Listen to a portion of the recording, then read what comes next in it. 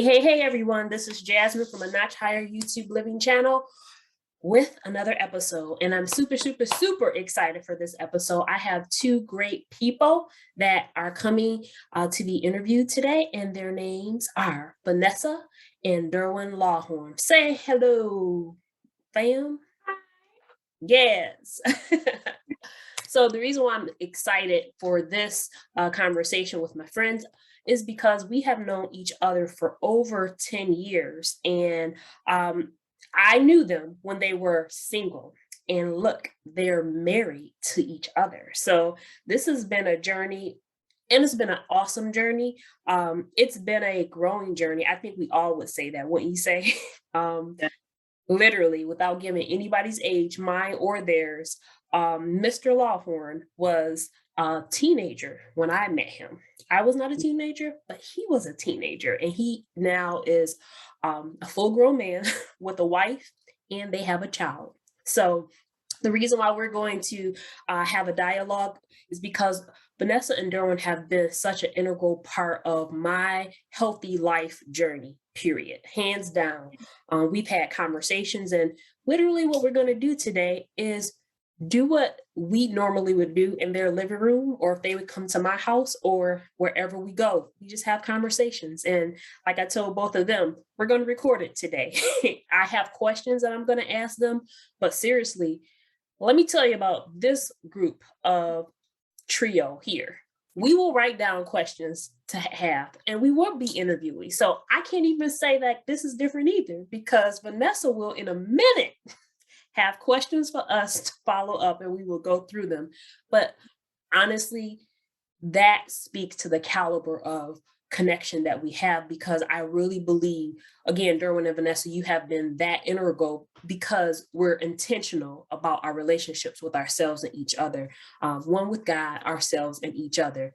We've not made all the right movements, but we're willing to go back to the table and adjust where needed, even when it's painful, even when we say no, even when we just be like, okay, not today. No, I'm not going to change today. I'm not.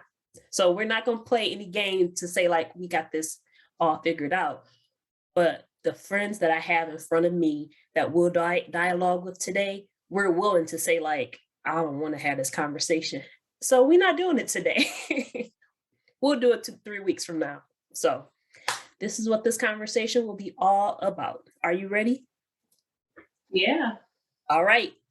So this month is February. I just talked about it with you, and it's February, which is Relationship or Valentine's Day, the hallmark holiday that some acknowledge, some others don't. But either way, a lot of people in the month of February think about relationships. So on this day, I'm going to ask you two, how did you meet and how long have you been together? So just give us some background about you and your story. Okay.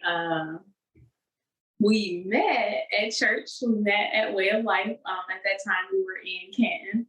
Okay. Michigan Ave. And I was at Way of Life first, and he came. I think that's all I want to say. Shout out to Way of Life. That was, we had to figure out the year. So that was 08 when we actually met. Okay. Wow. Might have been maybe 6 months after you got there, I came, or something like that. Okay.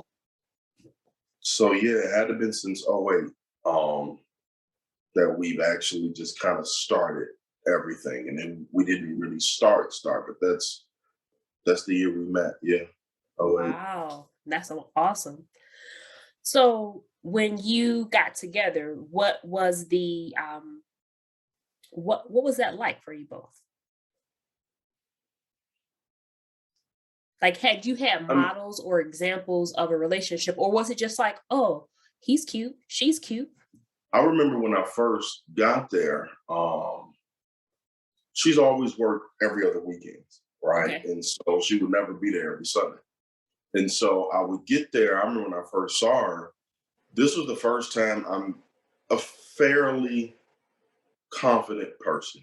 I've never had any troubles with women in general. I'll put it that way, whether it is relationship wise or other.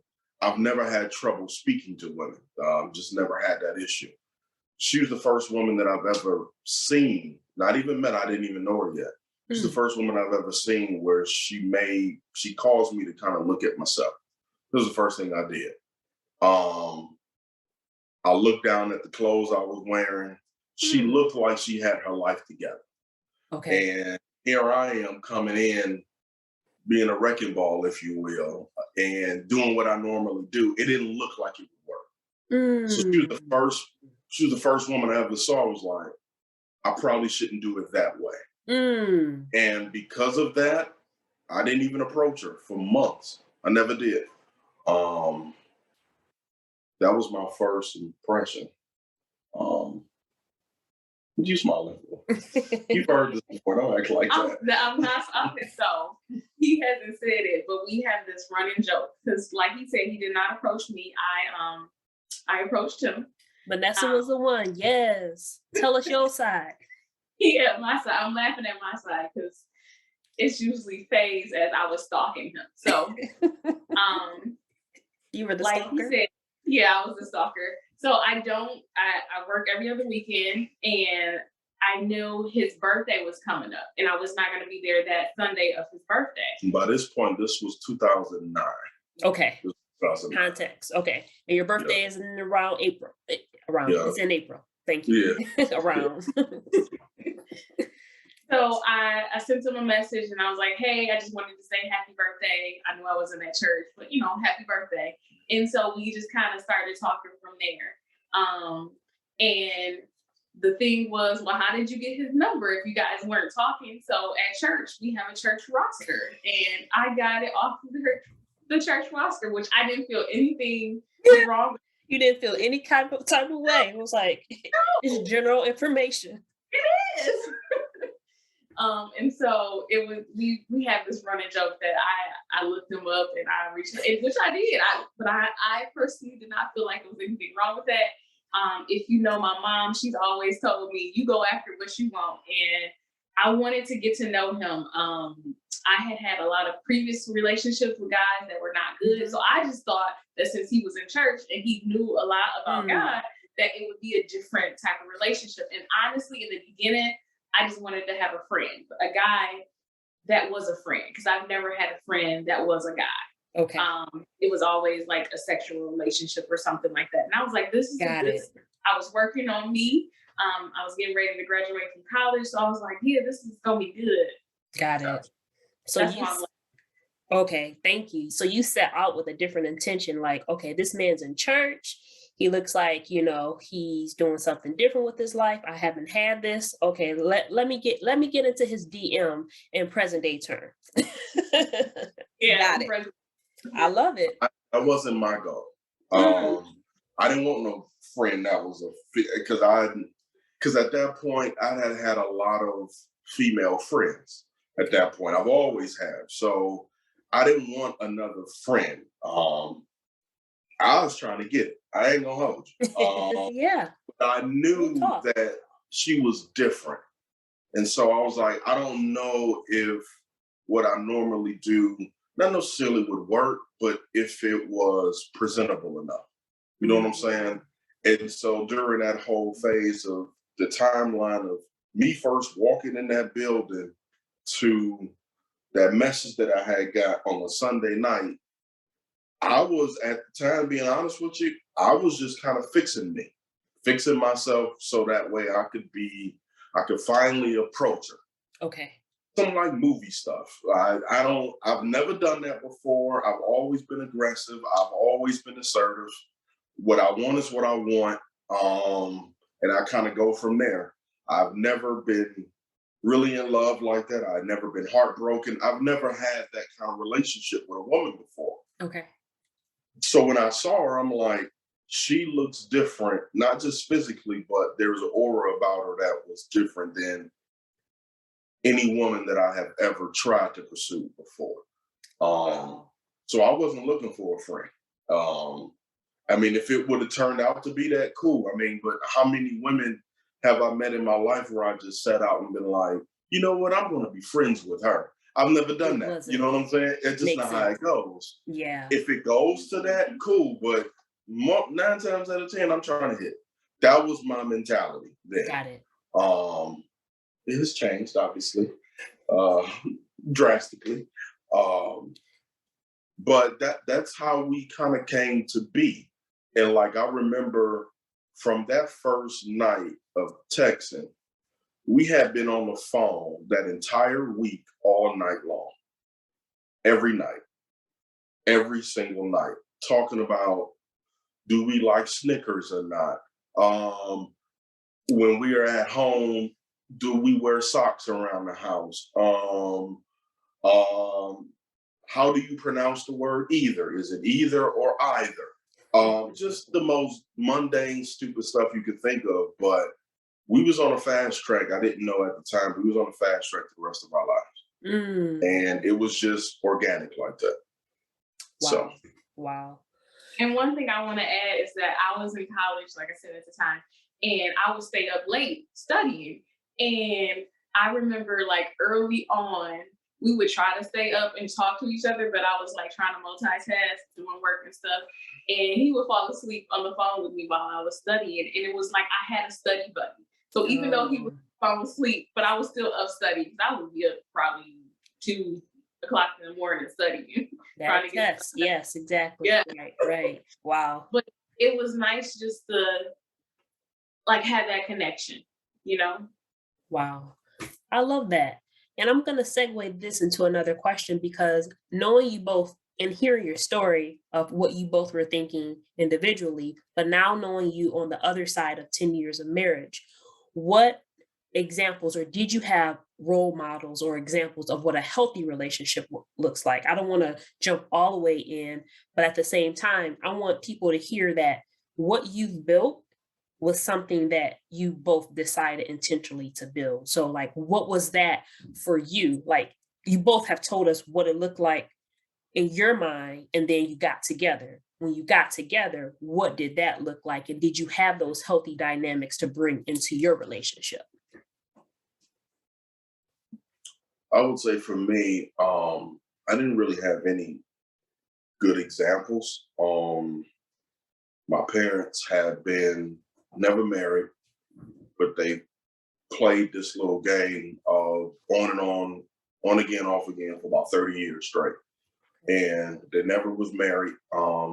He never really fully committed to her like that. I didn't really have any people that was close to me that really had like strong relationships or anything like that. And so to me, it actually developed into a game, to be honest with you.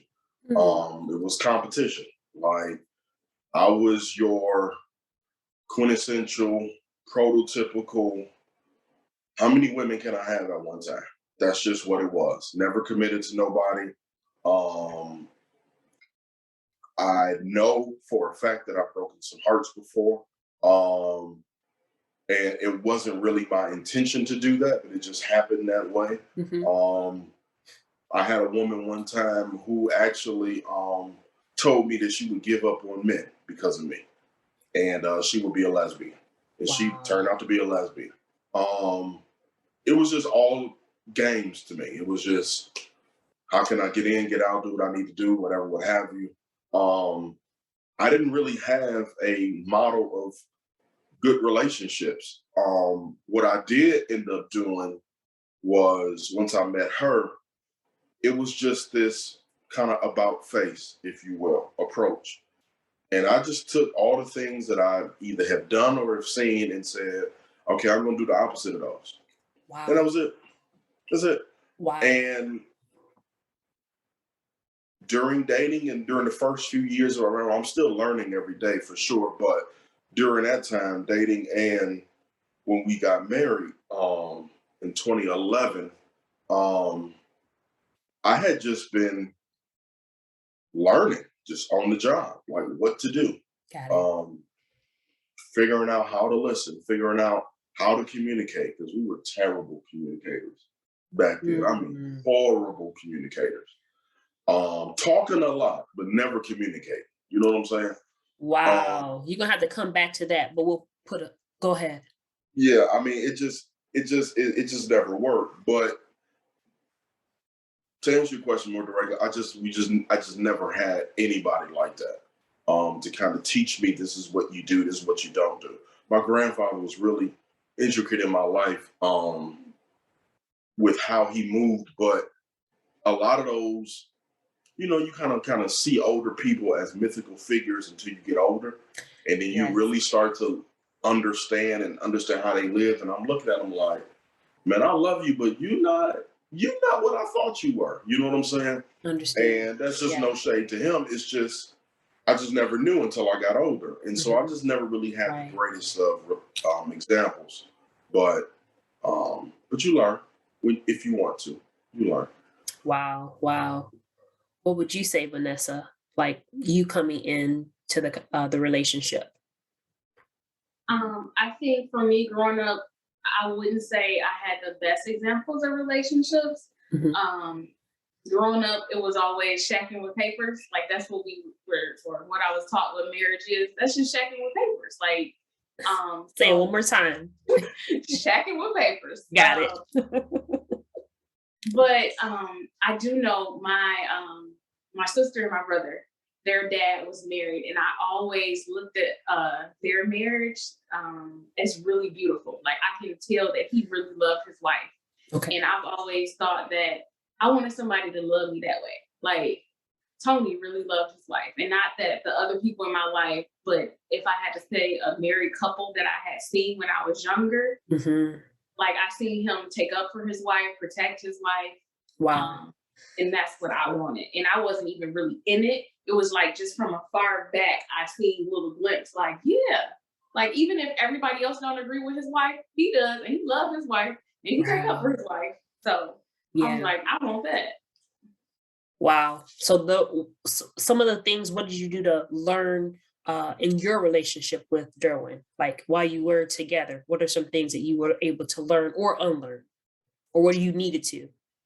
Um, I think for me, I had to unlearn that all men cheat.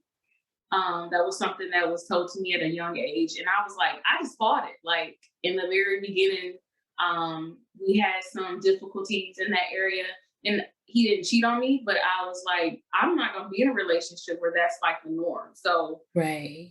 right, so just and then working through that stuff within myself. Like Derwin is not doing this, but why am I treating him this way? So it was a Right. lot that I had to work on to get to a place where we had a good marriage. Like I'll just say I was insecure in a lot of areas. Um, Understood. and I was happy that he was patient enough to let me work through those issues. Wow. I'm going to come back to what Derwin said earlier. For you both to give an example, you were communicating or you were talking but not communicating. What does that mean to both of you? And you don't have to give me an example of your, too much personal, but like what that actually looked like in an unhealthy way. And then we'll tie it into now what it looks like or what it looks like healthier for you.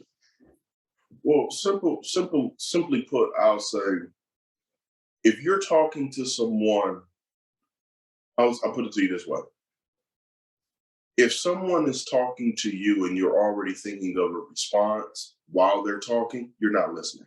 Got it. You know what I'm saying? Good, Like good, very it's one good. of those things where that's how our relationship was in the beginning. Okay. We're very two headstrong alphas. Um, You said two. we are. We always believe that we are right. We can Always, do both of you. yeah. We can do bad all by ourselves. All whatever euphemisms you want to talk about. That's who we are, and we're one of those people where well, we're two of those people where we believe that what we say has to go that way, and that's mainly because of how we were brought up. We were brought up very independent people. We both grew up fast. Um, we were both grown in our minds before 18 even hit, Okay. and so that's pretty much what it was. And so I want to kind of respond to what she was saying earlier about some of the I don't really want to call them issues, but just some of the hurdles that she had to kind of overcome personally. I think in a marriage, what you'll find yourself doing is contributing to a lot of the insecurities that one might have, and you don't even know it. Okay. So, for example, she has had issues with men in the past using her, um, um, using her for her mistrust, things like that, cheating on her, things like that. Mm-hmm. And here I am coming along. Yeah, I might not be cheating, but you know what I am doing? Remember back to my earlier point, I have no problem talking to women. So I may not be cheating on her, but what I am doing is I'm speaking to women the way I always do, which is not trying to sleep with you, but it is an easy conversation. Got it. And not understanding that boundary of what I am doing is actually contributing to a lot of the complications that she has had in the past. I'm not helping anything. That's part of communication. Got You it. know what I'm saying? Yes. If I'm fully understanding what she's going through and the things that she's trying to overcome individually, what am I doing to help? What am I doing to hinder? What am I doing to encourage her to be her best self? Or am I still feeding the narrative, even though I'm not doing the thing? You know what I'm saying? That makes sense. It's all a part of not so much listening, but hearing the thought of what you're actually telling me. Yes. So if I just can clarify, not a technicality. So technically, Absolutely. You're not doing anything wrong. But if you're actually hearing what the heart of the matter, you're like, no, I'm not doing anything wrong, but I'm not doing anything right for what she needs. Because what I would say is she might have came into the relationship where men have cheated on her. But even before that, the men in her life that was supposed to be stable misused her trust. Yes. You see what I'm saying? I get those are branches. 100%. Cheating is a branch. Yes. It's not the root. So although I'm not cheating, I'm still doing the things that the men in her life that was designed to be pillars in her life to be able to bring her up, teach her, protect her. I'm doing all of those things. You see what I'm saying? Yeah. So it's about kind of learning the heart of whatever matter it is. So for me, I had a big anger issue. Always had a temper.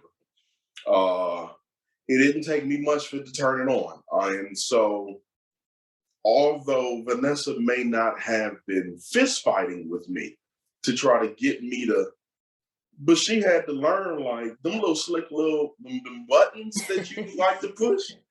Like that's not helping. You know what I'm saying? Because that's not, all you're doing is just contributing to whatever issues that I'm having. And although you may not be a full grown man sitting across from me and I can't just jump on you. Right.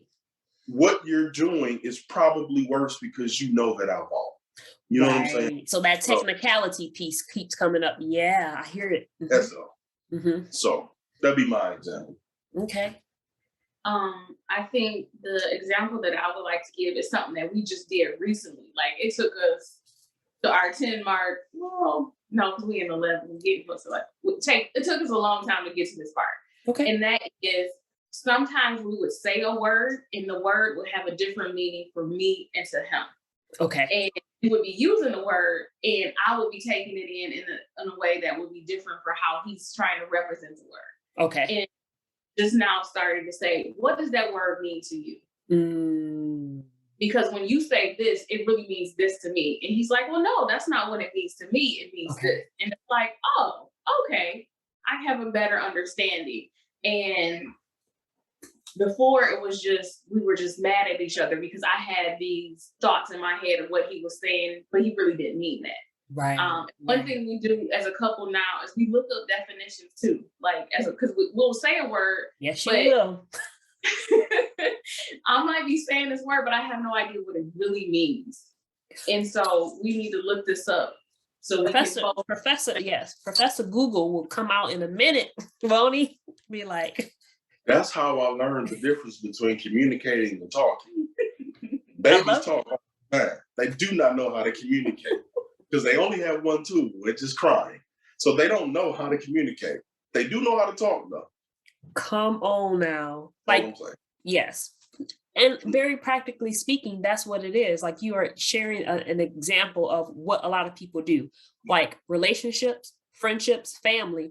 You're saying something, I'm saying something. I think something, you think something, and we're not coming in the common bond of communicating. We're just talking like ta da da da da da, and I'm right and you're right, and technically we are in what we're thinking. But to your point, we never say, what do you mean? Or what do you hear? You know what I mean? So like, that is what you're saying communication is all about. So, or communicating with someone as opposed to talking. We can just talk right now and still are not communicating.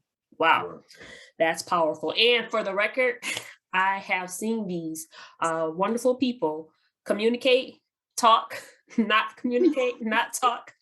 They've done the same with me. I've done the same with them. We worked each other through the process of it. So I'm going to go into this conversation with a different question, because I want to get this on the record.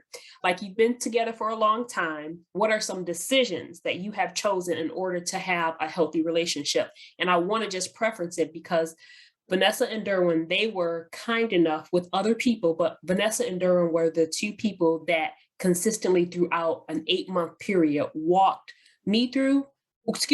with me through healthy relationship skills. So I put them at a higher level of growth in my life because they really honor the process of learning healthy relationship skills. So I want to preference that because I know that you both, even before me, you put in time and energy and effort. So from your time being together, what does that look like for you now? What are just some decisions that you've made?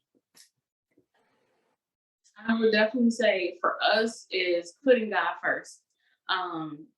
It's like he is definitely like the foundation. Like if the Bible says that a man who builds his house on brick, is gonna live, but you build it on sand, it's just gonna crumble.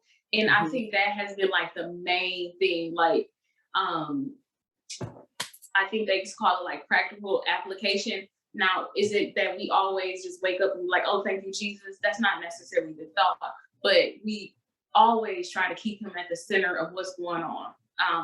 Always coming back to him. Even if we kind of go a little bit off the road, we always coming back. Definitely for us, I would say that's like the main thing.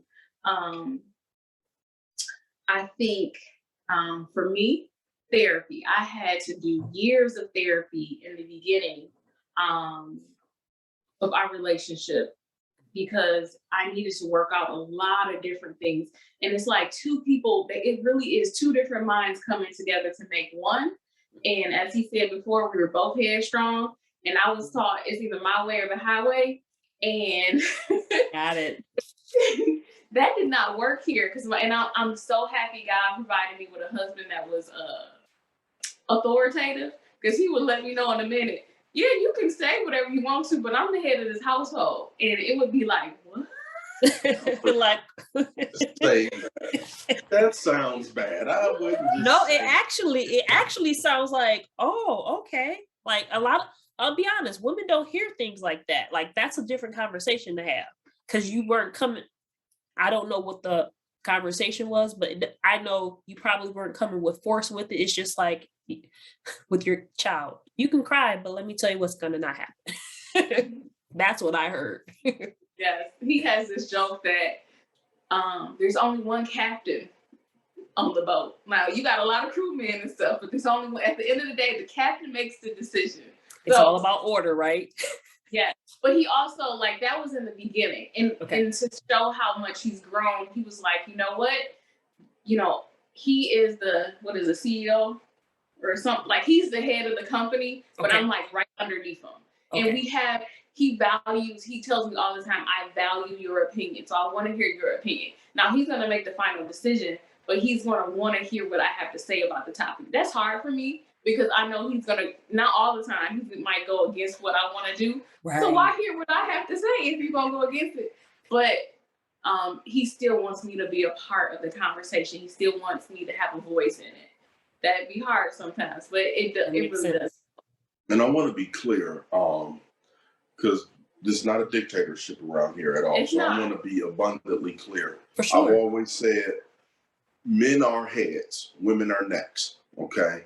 And so I might be the head, but I can't do anything without a strong neck. All right. Okay. And so although a lot of decisions that are made, it is a collaborative effort.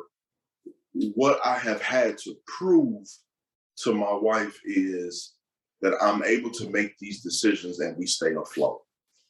It's important because we got a lot of men out here that's talking about they the head and just listen to what I have to say, but they're always in ditches. Okay. Yes.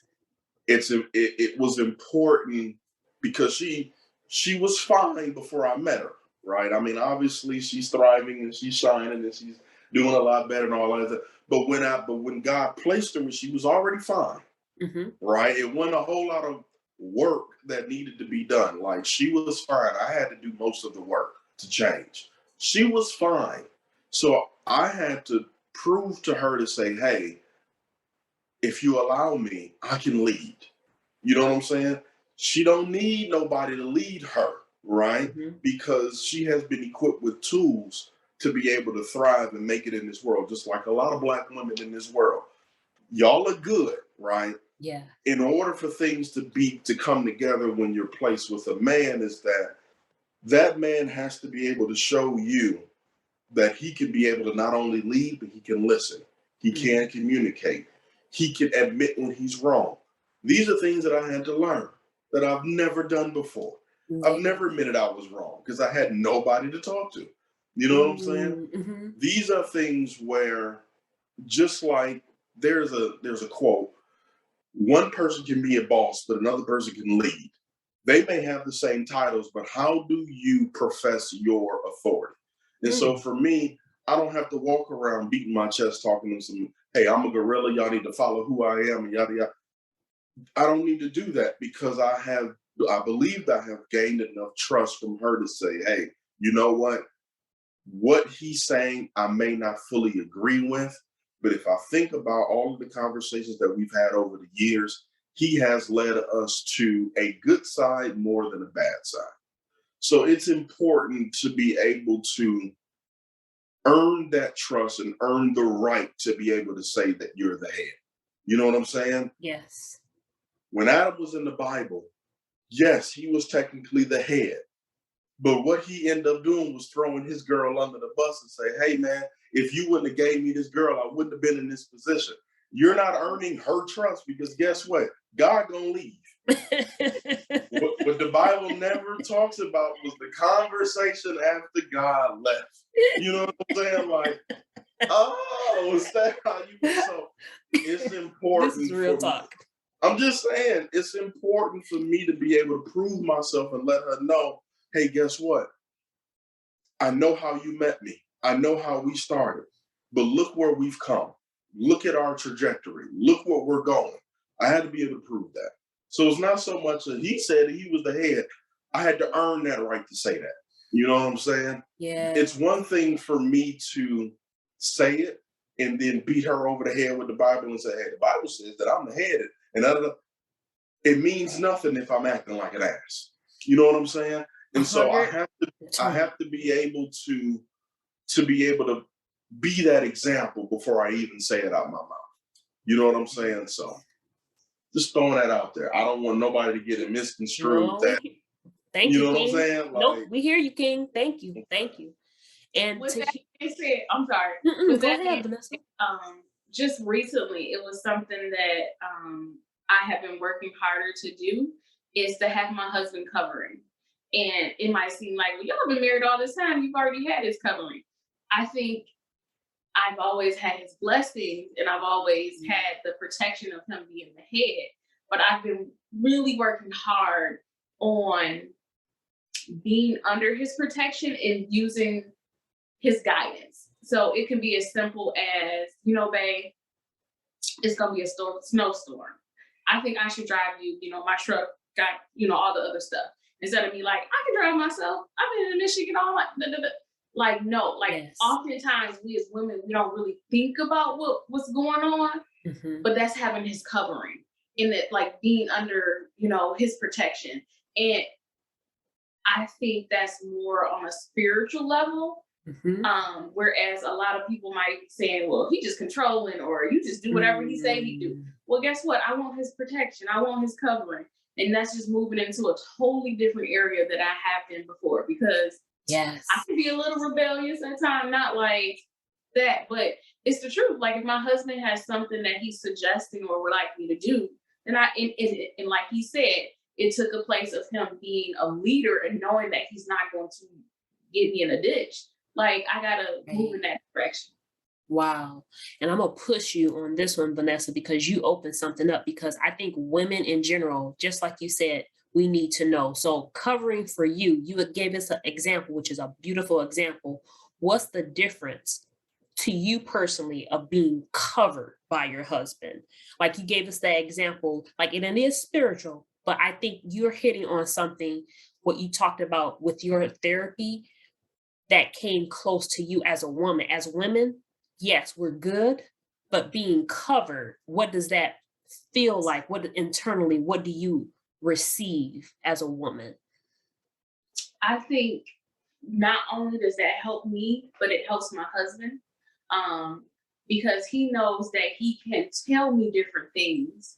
He can suggest different things. And he knows that it's not going to be an issue, because it could be something that God had laid on his heart, or just something that he thought of. It doesn't even have to be that spiritual. It could just be something, you know what, I want this for my wife. I want her to do such and such.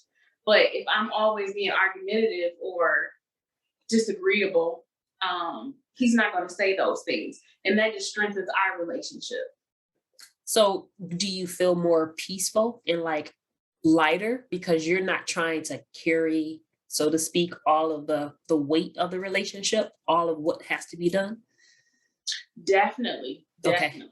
I'm only saying that because even hearing it from you, it's like, oh, to be covered. It literally, to me, as a single woman, to say, oh, Derwin has done it. He's my brother. Like, you're doing what? Asking questions. And again, the woman in us, it's like, well, no, we're so accustomed to taking care of ourselves. Having someone just to look out, it takes away that layer of responsibility of that. It softens.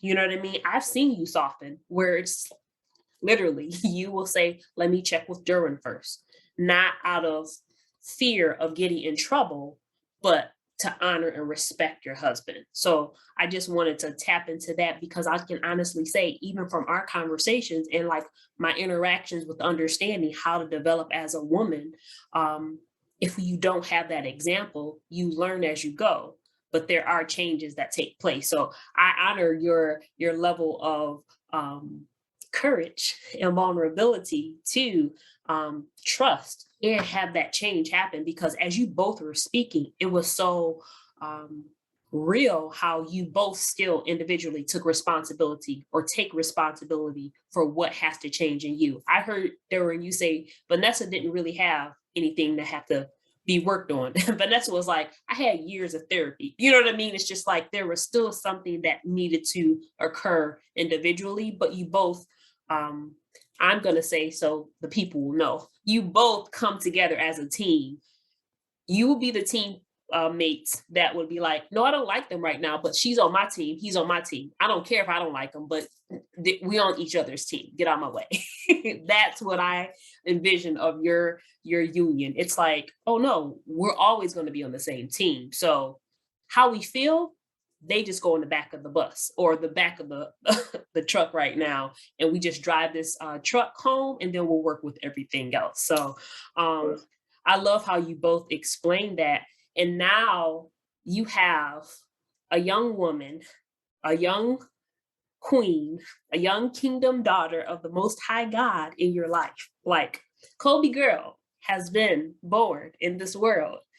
So I'm referencing Derwin and Vanessa just recently had their beautiful baby girl. It will be coming up on a year in a few months. So this process has not been like a straight line for you in your relationships, now your relationship, relationship with God, self, and others.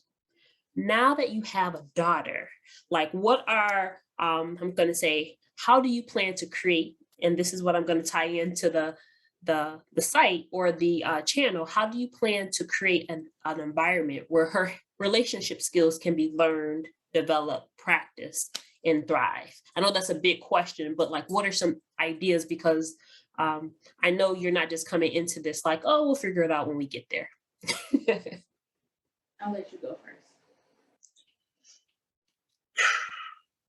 It's understanding that she's 8 months now, Mm-hmm. and my baby already has boundaries. She already has ways about her that are similar to me. They're similar to her. And I believe it's my job to be able to properly direct those boundaries. So in one aspect, she may not like this over here. It's my job to be able to say, okay, I understand that you don't like this, but what if we did it this way? I think we tend to look at babies as who they are. They just these little babies who don't really talk all that much, who poop all the time and do it. These are people, right? Mm-hmm. Who have feelings, Mm-hmm. who may not, and I used that example before about the only tool that she has is crying. She has a lot of emotions, Mm-hmm. big emotions, and she wants to express them in ways that she just doesn't know how. It's my job to teach her what these emotions mean. Mm-hmm. Sometimes Vanessa will come into a room and we be chilling, Kobe and I, and we, kicking it, we doing what we doing. And Vanessa come in the room and Kobe just started crying and she has her hands up. She want to get picked up. She's not necessarily sad. Mm-hmm. It's just her emotions are so large that she doesn't know what to do with them. So the tool that she has, I'm going to cry. I'm not even really upset, to be honest with you. I just know that you're here and I'm happy to see you. And I don't know how to tell you I'm happy. So I'm going to cry. Wow.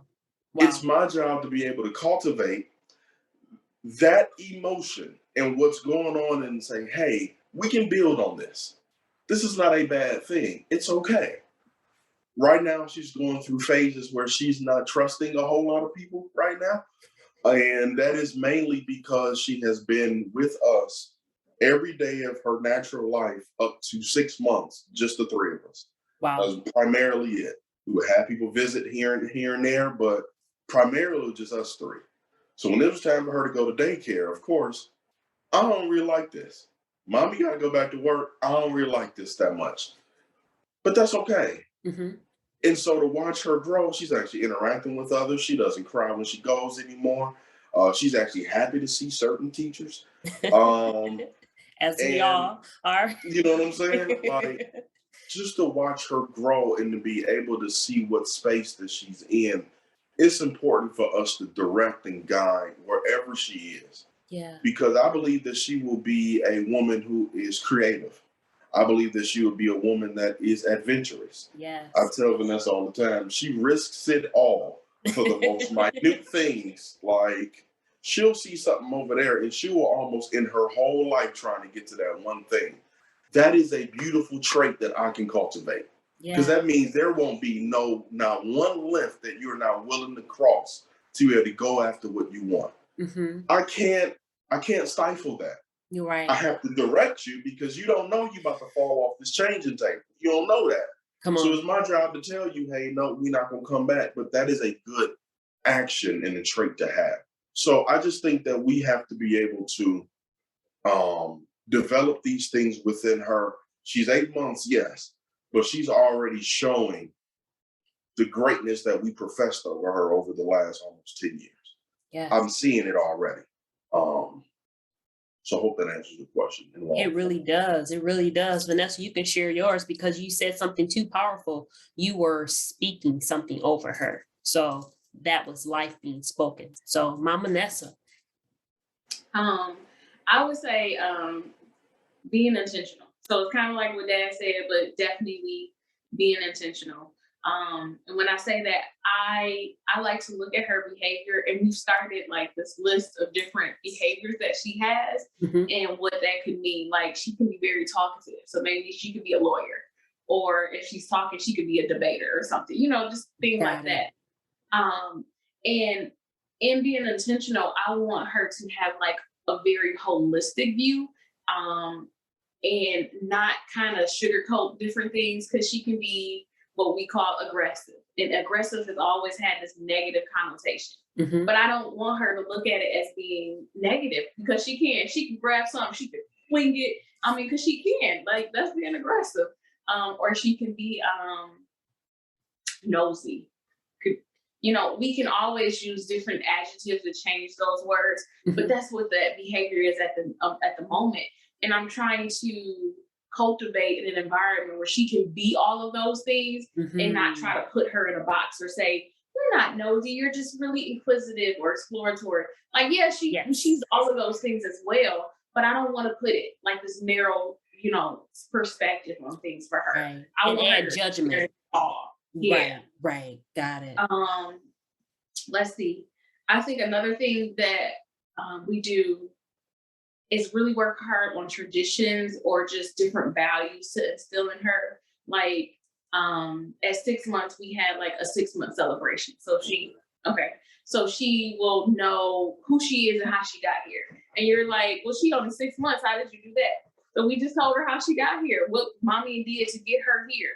And we plan Beautiful. on doing that on her birthday when she turns 1 year old. Like, just doing different things so she can know who she is, Mhm. and Mhm. where she came from. Wow. Wow. That's beautiful. And I love the intentionality, like you said, like for those who do not know you, that is Vanessa and Derwin. But really, Vanessa, as I have learned you over the years, like when you look down, it's like, okay, what are we doing? Let me ask the question. So creating that and cultivating that space, like you said, it will be something that's very intentional on your part. I can see it already because you question how it will benefit in the long run for your daughter, is what I've heard you do. Like you said, like, I don't want to keep her locked into this one mold. And there's so many different options when you didn't know that there were options. So why would you keep her stifled, so to speak, when there could be other options to do and explore for her to do and explore? No, I agree 100%. That's beautiful. So I have another question and I'll ask, and then we'll see if Derwin wants to answer too. Okay. Mhm. So, knowing what you know about the dynamics of relationships, family, society, and how life works from a very realistic perspective, what would you tell your younger self? Yeah. Younger Vanessa was a lot. She was alive. A lot. Um, I think I think the one thing that stands out the most is that the world is not going to end. I think when something bad would happen, or something that I didn't understand, or that was difficult, it felt like the end of the world, and like all was lost. And now that I'm still here, like I'm still alive, once I started really going to church and learning about the Bible, it was like God is still on the throne. He has not Yeah. fallen off. um, that it's going to be okay. But everything felt so permanent. Yes. Um, and I actually, in college, I got a plant and I named it temporary, because I had to help my mind see things as temporary, Mm, like that things are not permanent, that it's always going to stay this way. Um, but that's kind of how the young Vanessa's mindset was. Like, if something happened, oh, it's all is lost. We never gonna get back to the right spot. got it. I'm lost in the world. But it was only, some things are really just temporary, and she didn't understand that. Wow. Wow. She did. You had to say, like, come on, baby. It's gonna be all Yeah, right. she Come did not back, come understand. back. I love it. So, Derwin, I asked Vanessa this. This is my last question for you both. So, knowing everything that you know about the dynamics of family, relationships, society, and how life works from a very realistic perspective, what would you share or tell your younger self?